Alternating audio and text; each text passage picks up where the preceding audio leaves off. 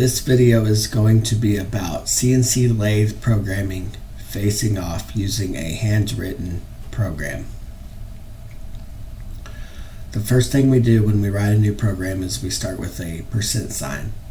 Then we put in a number that the machine recognizes, known as a program number. It starts with a letter O, not a 0, and then 4 numbers of your choosing. Just do some file management and make sure they stay organized. Then I always write a revision number so that if I change the program, I can keep track of where I am in the changes. Then the name of the program, CNC lathe programming facing off, 6061 aluminum, stock diameter 1.5, hold out of chuck 2.5. So that would be 2.5 inches from the face of the chuck jaws. Home position, both X and Z, is the machine start position.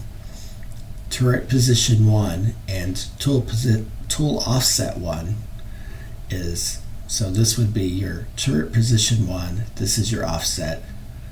This would be turret position 2, offset number 2. This is a list of tools. I will put every tool that I'm going to use for this job in this list.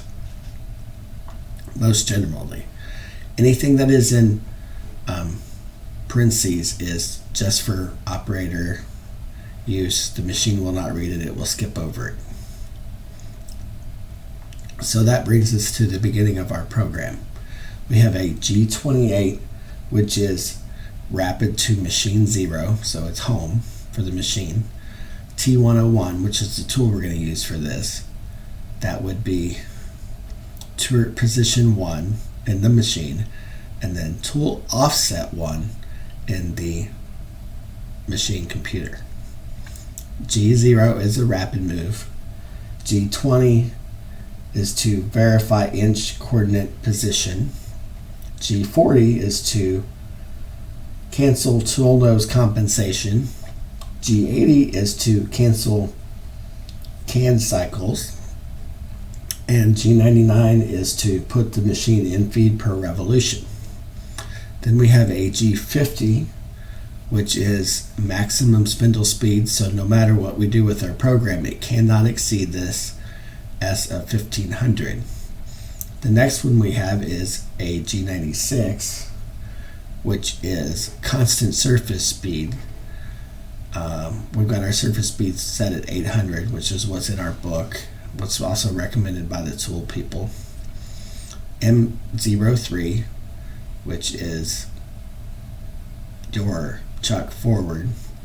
G54, which is our tool offset, and we want the machine to go to X of 1.6 and a Z of 1 inch. So when it does that, our biggest diameter is 1 inch. So we're going to use 1.5 inch material so that that'll clean up completely, because we don't have any 1.25 inch per se. So we will be at 1.6, which would be 100 thousandths bigger than our stock, and our Z of 1 would put us, if this is in the chuck, our Z of 1 puts us 1 inch from the face of our part. Then we're going to do a